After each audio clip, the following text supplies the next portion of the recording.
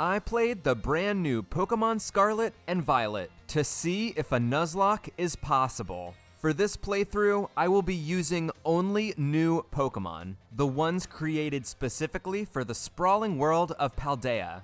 This video will include the details of my journey through the region, as well as my overall thoughts on the game from a Nuzlocking perspective. So of course, spoilers ahead. Also, I would love to hear your thoughts on the game, so let me know what you think in the comments below.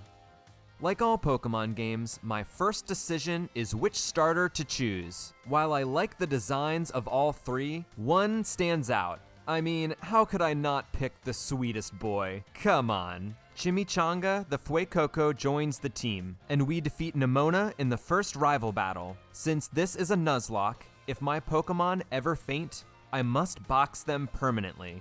I'll also be playing with Hardcore Rules to make this a bit more challenging. The other important Nuzlocke rule is I can only catch the first Pokemon I see in each area, and for this challenge specifically, I'm only counting brand new Pokemon. All wild Pokemon in this game appear in the overworld, so whichever one I see first is my encounter. Lechonk is the first Pokemon in Poco Path, so Chonkeldonk joins the team.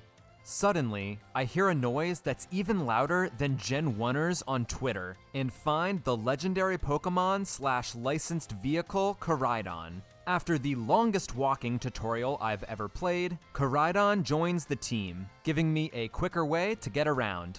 I catch a Fido named Chibata, and make it to Mesagoza. Before I enter the city, I have another rival fight with Nemona, and I learn two important things in this fight. First, in a baffling decision, there is no set mode in this game. You can just decline to switch your Pokemon, but seriously, why would you remove customization from the game? The second thing I learn is the new mechanic, Terastallizing. Terastallizing gives your Pokemon a new type, or makes one of their current types even stronger. I'm very intrigued by this mechanic, but let's see how the run goes. In the city, I take on Team Star and their hilarious pose, where I can Terastallize Chimichanga. Man, I can't wait to see Terastal Chandelure.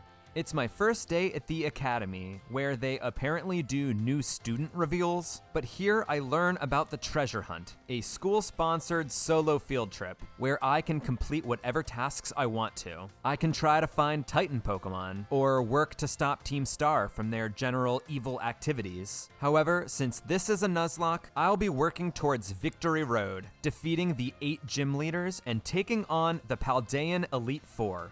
Also, who the hell is this guy, and who approved this picture? I set off on my open world adventure, catching a Gimmighoul along the way. I make it to Cortondo, the location of the first gym leader. Before taking on the leader, each gym requires you to pass a gym test, and the first one is pushing a big ol' olive around. Now I can take on Katie and her bug types.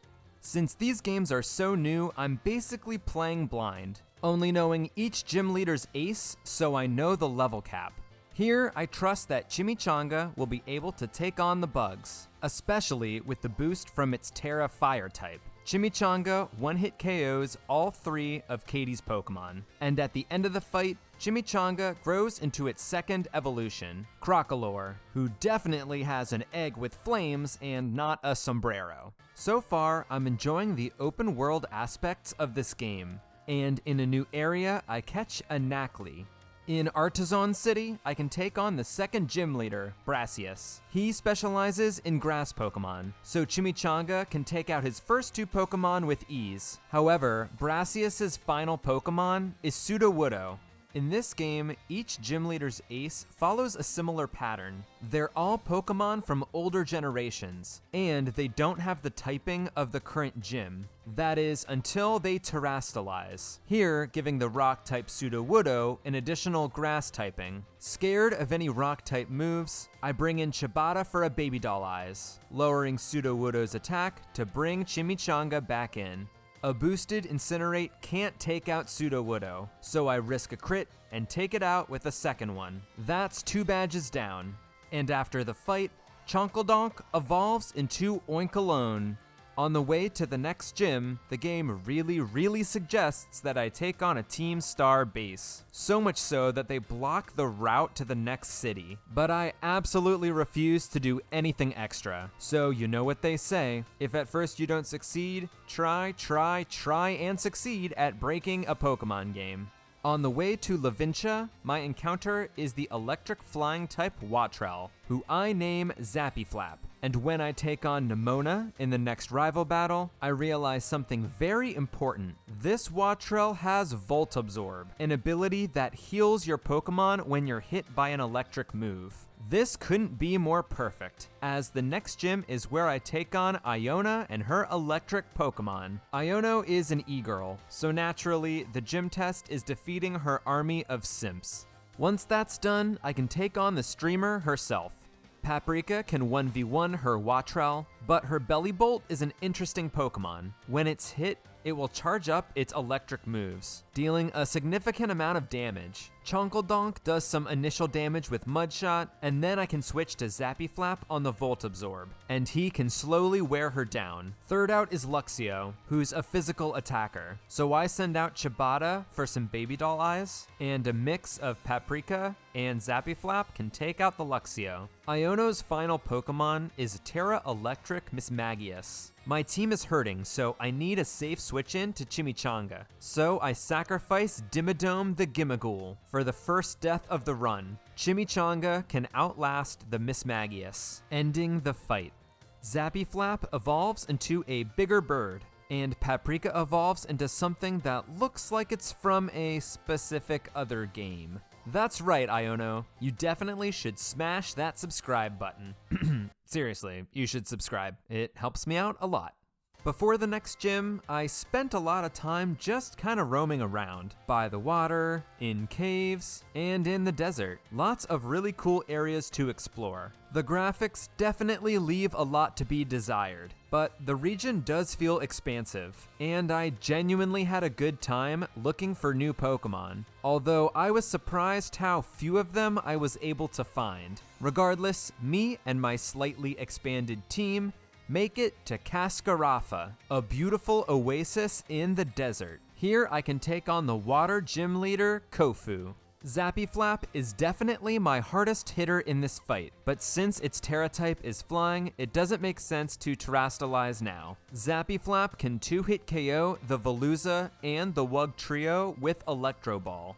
Kofu is so surprised he even loses his eyebrows for a second. Even though Iono had 4 Pokemon, Kofu only has 3, so Crabominable is his last Pokemon. Due to the ice typing, I need to get Zappyflap out of here, and since he's fast, I can use Volt Switch to do over half damage and send in a sacrificial Pokemon that I'm never going to use. I'm sorry, you want me to go outside? No thank you. This gives me a safe switch back into Zappyflap, taking out the Crabominable and giving us the 4th badge without even having to Terrastalize.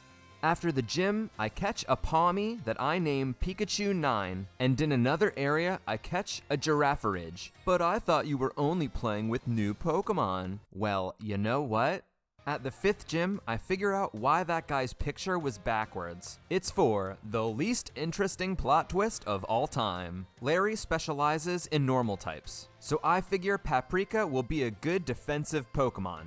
Paprika's signature move is Salt Cure, a damaging move that does additional damage every turn. It's like Wrap, but it's rock type, so it's Rock Wrap, but that's already a thing. Paprika also knows Recover, so it can keep itself healthy while Komala dies to Salt Cure. I can set the same thing up on Dunsparce, but I learned that Dunsparce knows Drill Run, but I get the luckiest evasion I've ever seen. On the ground move, I can switch to Zappyflap and use Roost to stall out the Salt Cure. On the final turn, I can Volt Switch out, giving me a safe switch in for Larry's final Pokemon. Staraptor is different from the other gym leader aces, since it already has the normal typing.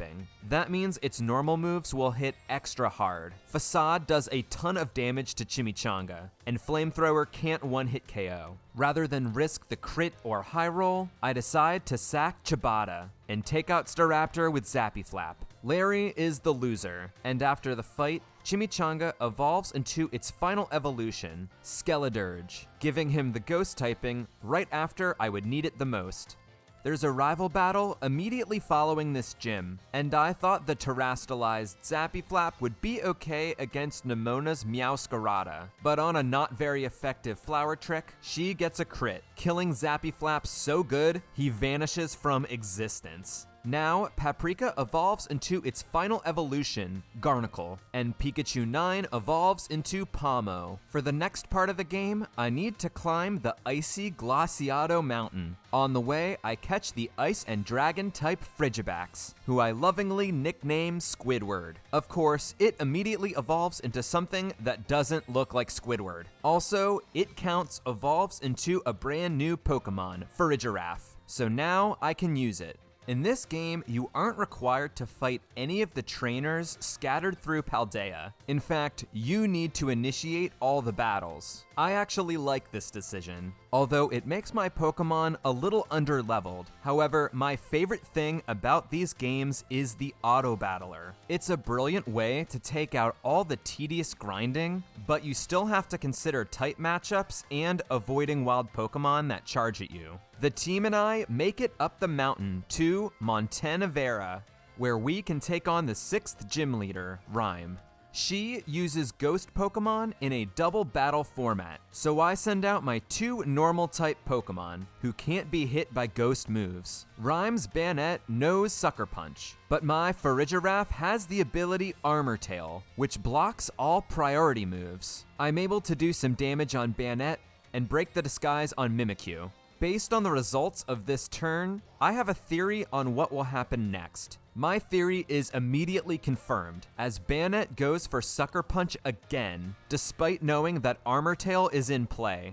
On this turn, I double target the Mimikyu, leaving the Banette alive. Now I know it will spend every turn trying to use Sucker Punch, essentially giving me a 2v1 against Rhyme's other Pokemon. This allows me to easily defeat the Mimikyu and gang up to kill her next Pokemon, Houndstone, as well. Rhyme's final Pokemon is Toxtricity, who terastallizes into a Ghost type. Crunch leaves Toxtricity with a sliver of health, and its electric-type Discharge can't kill my Pokemon, but does kill Banette.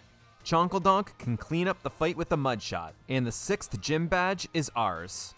Another thing I like about this game for Nuzlockes is the Delibird Presents Shop. Here you get access to many helpful held items, which are absolutely critical for Nuzlockes. I like that you have to make some decisions here. Do you buy a few smaller items, or save up for the Choice Scarf? It's all up to you. On the flip side, some of these gym tests are absolutely infuriating. For the 7th gym, you literally click whatever button it tells you to. Who on earth would find this fun? Before I take on the 7th gym, I have a few more encounters to get, including a Glimmet named Bulby, a Bombardier named Babymaker, and a Tatsugiri named Edamame. The 7th gym leader is Tulip, and she uses Psychic-type Pokemon.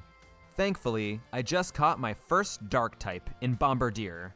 Babymaker knows the move Honeclaws, which increases its attack and accuracy. Since Tulip's Farigiraf can't do much damage to me, I'm safe to set up a few times with Honeclaws. At +3 attack, I can sweep through each of Tulip's Pokemon, including her Terra Psychic Florges. This stork brought me a beautiful blessing. Bulby evolves into Glimmora, and now that I've made it to the top of the mountain, I make sure to check out the parts of Paldea I hadn't explored yet, although I never end up using any of my encounters here. It's time to take on the final gym leader, Grusha, and her ice Pokemon.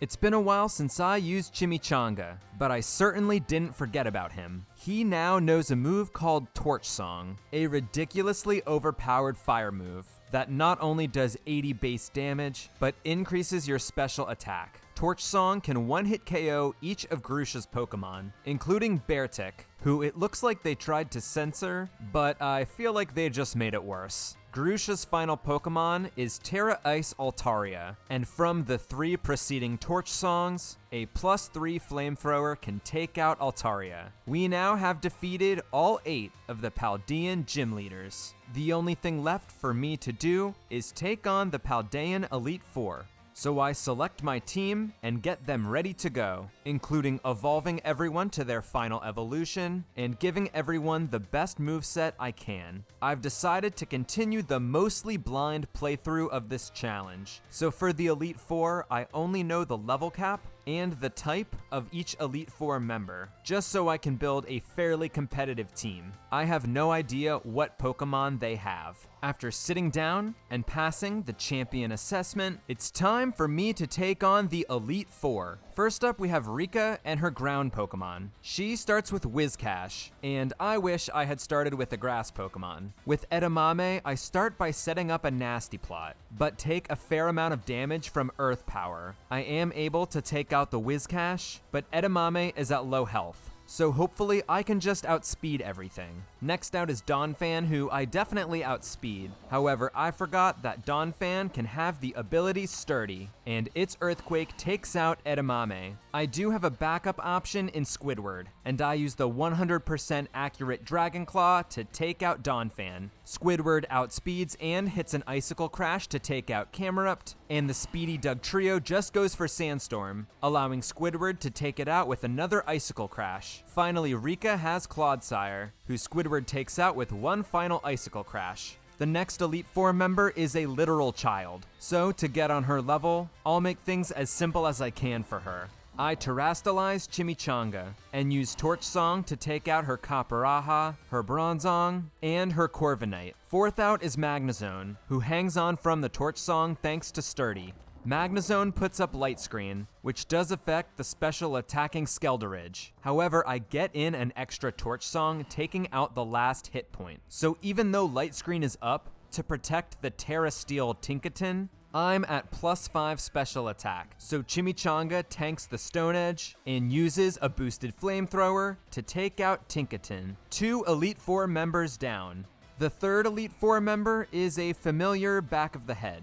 It's our old pal Larry, who decided to try and become more interesting, switching from the most boring Pokemon type to the second most boring type. Larry starts with Tropius, and I send out Paprika, although I quickly realize I have a terrible matchup here. So I immediately switch to Bulby, as Tropius puts up the sun. Tropius gets in a hard-hitting Solar Beam before I can change the weather to sand. Then I get a clutch Quick Claw proc, allowing me to take out Tropius with Power Gem. Larry sends out his Staraptor next. I've played enough Pokemon Showdown to suspect that this Staraptor knows close combat. By using Spiky Shield, I can confirm this. This gives me a free switch in to Chimichanga, who tanks the Brave Bird and knocks out Staraptor with Flamethrower. Next out is Altaria, so I switch in Paprika to take a Dragon Pulse, and then Terrastalize him, using his rock moves to take out Altaria. Fourth out is Oricorio, who Paprika can take out as well. Finally, Larry sends out Flamigo, and Terrastalizes it to increase its flying power. I use Protect to see the incoming move, which is close combat, so I again switch in the Ghost-type Chimichanga. However, it turns out this Flamigo has the Scrappy ability, so Chimichanga takes the hit, but lives. I switch in, it counts, but Flamigo also knows Brave Bird, which does so much damage. Larry has all the momentum here. I sacrifice it counts to get a safe switch in to Bulby. Between chip damage from Spiky Shield and a chance for Quick Claw, this is my last hope. Unfortunately, the Quick Claw doesn't proc, and Flamigo wipes out Bulby before outspeeding and one-hit KOing everyone else on my team. And that's how I lost my run to a freaking Flamingo, owned by the world's most boring person. Well, I may have lost the Nuzlocke, but I gained a lot of insight into this game. There are things I really like about Scarlet and Violet, like the aforementioned Auto Battler, and I think a lot of the new Pokemon are really cool. Terrastalizing, I'm more neutral on. It feels like a slightly better Z move, but way less strategy than Dynamax or Mega Evolutions. As for the cons, this game just isn't great for Nuzlockes. They removed set mode, and also I think the game is too easy. Yes, I know I lost, but I made it to the Elite Four on my first attempt of a blind Hardcore Nuzlocke. and many gyms can be straight up swept by your starter. Overall, I had a good time playing this game though, and I really hope you do too. Thank you so much for watching this video. If you enjoyed, I recommend you check out another one of my videos on screen now. Make sure you subscribe, and enjoy playing Pokemon Scarlet and Violet.